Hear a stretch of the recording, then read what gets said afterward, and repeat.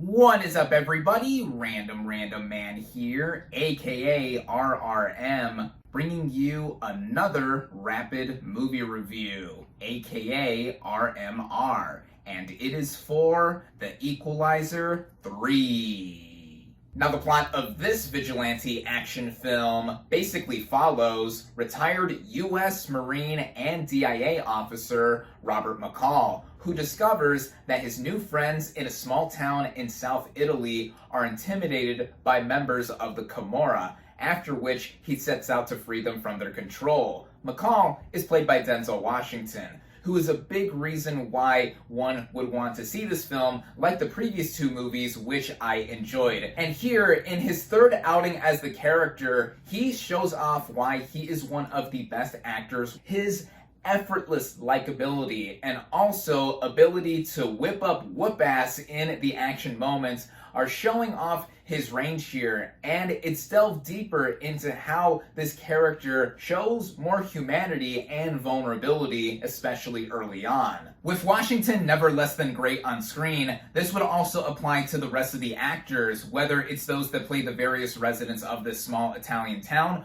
or Dakota Fanning as this rookie CIA agent who gets a tip from McCall to help infiltrate this operation he was going for in the first place. This also brings a reunion almost 2 decades in the making with her Man on Fire co-star. Writing-wise, Richard Wenk and his screenplay begin the film with an action sequence, but then it transitions into more of a downplayed or low-key and gradual build-up to what McCall would do after he is acclimated and really in tune with this Italian town that has essentially nursed him back to health after he does get injured. And this is refreshing for an action movie like this because we get to see how much McCall has really come to be touched by this town. It also gives us the experience of living in this Italian town, like with McCall, in experiencing the language and also just seeing Washington being endlessly watchable on screen. And when there are bursts of violence, they are brutal and bloody, just like with the previous two films. And I think it all coming together with the directing by Antoine Fuqua does make it something that is always interesting. On a technical scale, this movie excels there as well. The cinematography was done by Robert Richardson, who is a frequent collaborator with Martin Scorsese and Quentin Tarantino.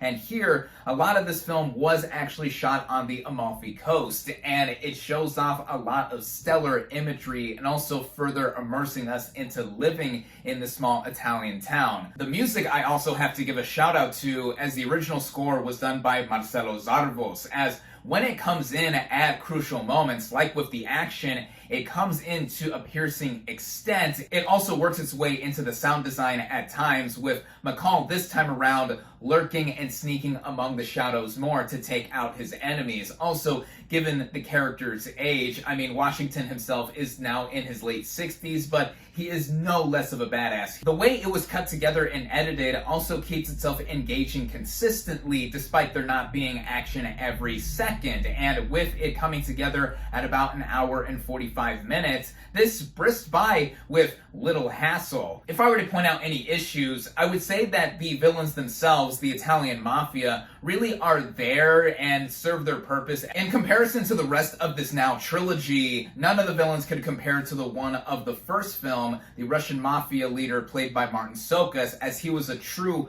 menace there. Also, for further comparison, I would say that this third film is an improvement on the second film, and if this is the last film in the trilogy, then I think that it is a satisfying entry to end on, with some surprises here and there, and also some tie-ins towards the end with some character moments. I really enjoyed The Equalizer 3. I definitely recommend it. With that, my final verdict for The Equalizer 3 is 4 out of 5 stars. Thank you all, as always, for watching. Be sure to like this video, comment on what you thought of The Equalizer 3, social media links in the description, subscribe to my channel for more, and I'll catch you on the next movie review.